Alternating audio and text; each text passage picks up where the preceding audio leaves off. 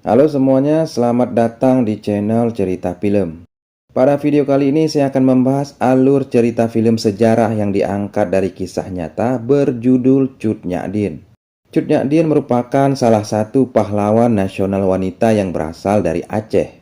Film ini dirilis pada tahun 1988, menceritakan tentang perjuangan Cut Nyak Dien dan pasukannya yang bergerilya dari hutan ke hutan untuk melawan tentara Belanda ketika Perang Aceh terjadi. Sebelum saya lanjut ke alur ceritanya, saya ingatkan teman-teman untuk subscribe agar tidak ketinggalan alur cerita film lainnya dari channel ini.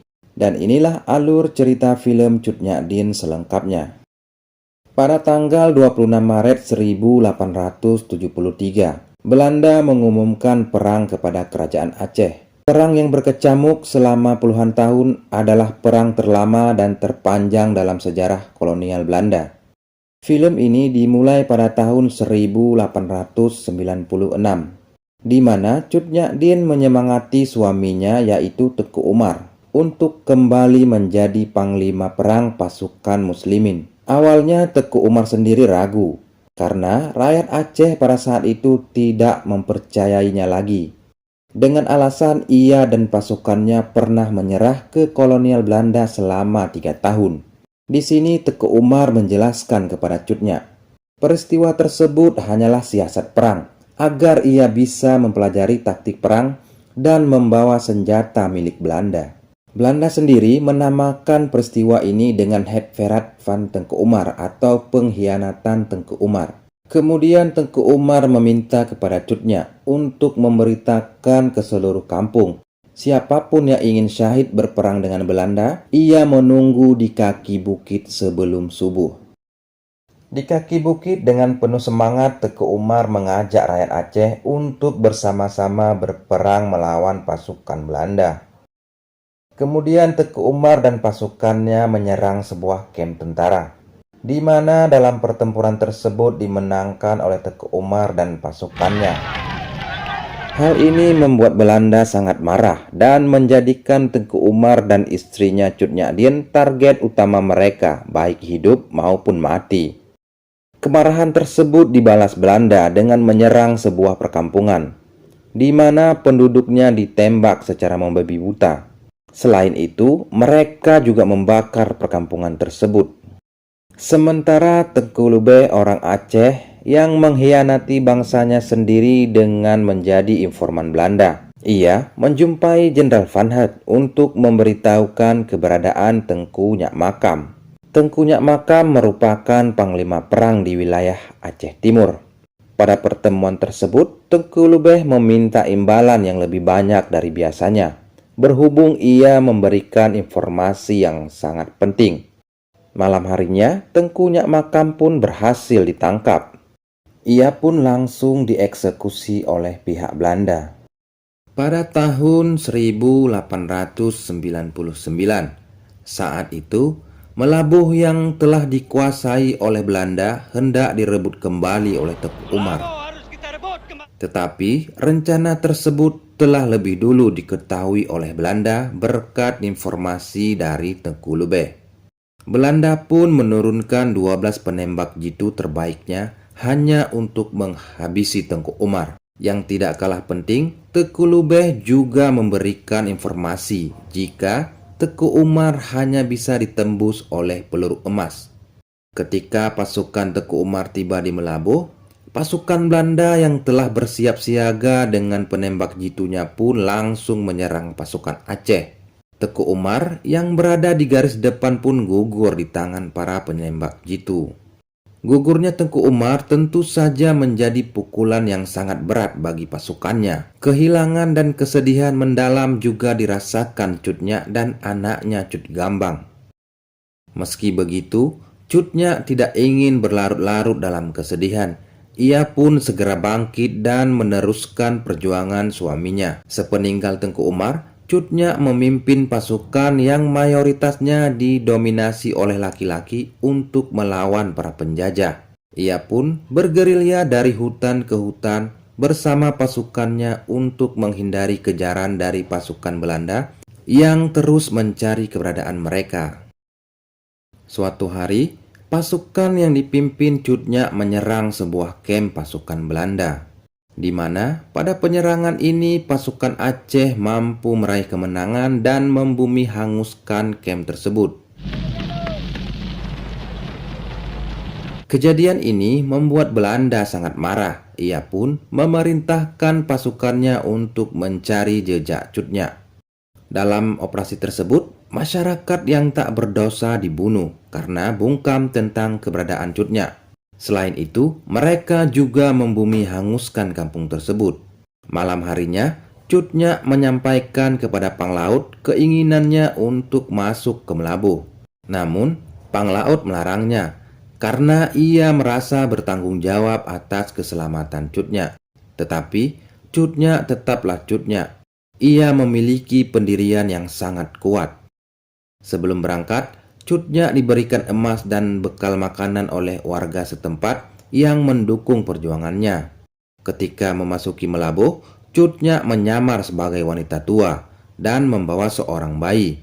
Dengan penyamaran tersebut, ia pun berhasil memasuki Melabuh meski dijaga ketat oleh Belanda. Sampai di sana, ia bertemu dengan Habib Melabuh. Habib memberikan emas dalam jumlah yang besar untuk mendukung perjuangan Cut Nyak. Pada pertemuan tersebut, Cut Nyak menanyakan tentang keberadaan Tengku Lubeh. Meski awalnya keberatan, namun Habib memberitahukan pekan depan Tengku Lubeh akan pergi ke Kutaraja. Setelah bertemu dengan Habib, selanjutnya Cut Nyak bertemu dengan saudagar dari Portugis, di mana emas yang sudah terkumpul ditukarkan dengan 61 pucuk senjata. Suatu hari, Tengku Lubeh dan para pengawalnya sedang dalam perjalanan menuju ke Kutaraja. Dalam perjalanan tersebut, Cut Nyak dan pasukannya menyerang Tengku Lubeh dan para pengawalnya. Tengku Lubeh yang rela mengkhianati bangsanya sendiri akhirnya meregang nyawa di tangan Cut Nyak. Hal ini membuat pihak Belanda marah dan memerintahkan kepada pasukannya untuk segera menangkap Cut Nyak hidup atau mati. Film berlanjut ke tahun 1902, di mana Cut Nyak dan pasukannya membangun tempat persembunyiannya di Bukit Betung Lesago. 2 tahun kemudian, tepatnya di tahun 1904, di mana Panglaut, Cut Nyak Bantu, dan penyair sedang membicarakan tentang kondisi Cut Nyak yang mulai sakit-sakitan karena usianya yang tidak muda lagi. Saat itu, Panglaut mulai pesimis dengan perjuangan mereka karena jumlah pasukan semakin sedikit dan bekal makanan yang sulit untuk didapatkan. Karena kondisi tersebut, Panglaut memerintahkan kepada penyair untuk mencari bekal makanan ke Tanah Gayo.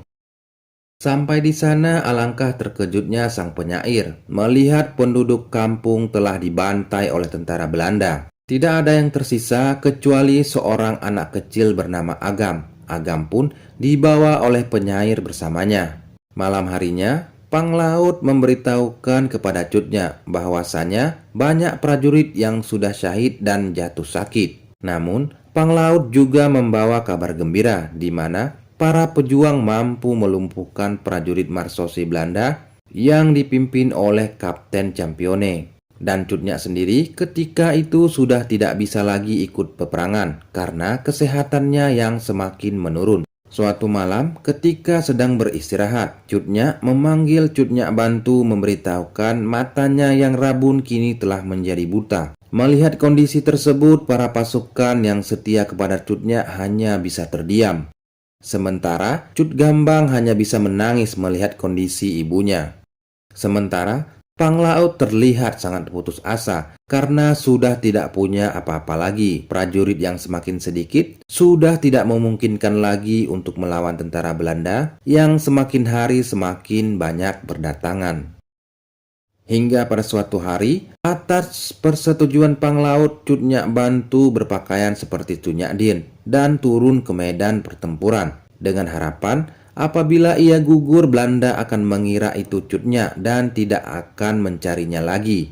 Dalam pertempuran tersebut, Cut Nyak Bantu pun gugur. Mengetahui hal tersebut, Cut Nyak pun marah karena sebelumnya mereka merahasiakan semuanya dari Cut Nyak. Panglaut menceritakan kepada Gambang tentang kekhawatiran penyakit ibunya. Menurut Panglaut, hanya di Kutarajalah penyakit ibunya bisa disembuhkan. Ia meminta kepada Gambang untuk membujuknya agar ia bisa dibawa ke Kutaraja. Namun, Gambang menolak karena ia tahu pendirian ibunya.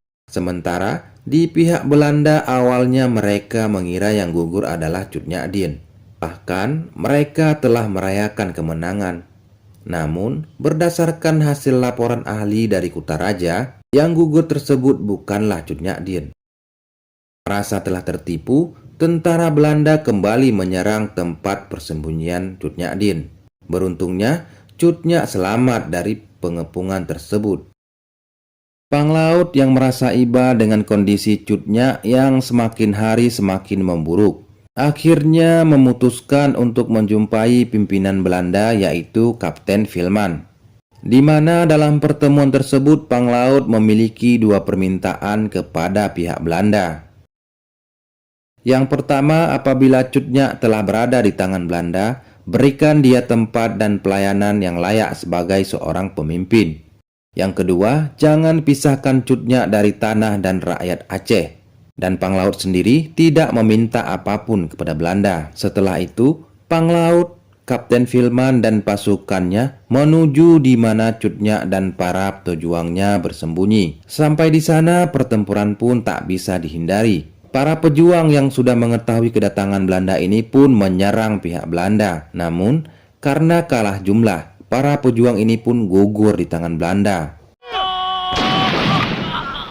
Sampai akhirnya pasukan Belanda ini menemukan Cut Nyak seorang diri di bawah pohon besar. Panglaut pun mencoba mendekati Cut Nyak. Ia meminta maaf dan menjelaskan kesehatan Cut Nyak lah yang mengharuskan semua ini. Panglaut sendiri hampir saja terbunuh karena tiba-tiba Cut Nyak yang sedang marah dengan pengkhianatan Panglaut mengeluarkan rencongnya untuk menikam. Di tengah hujan deras, akhirnya Belanda membawa Cut Nyak menggunakan tandu. Pada kenyataannya, Belanda ingkar janji. Cut Nyak dipisahkan dari tanah dan rakyat Aceh. Beliau dibuang ke tanah Jawa hingga akhirnya wafat di Sumedang, Jawa Barat pada tahun 1908.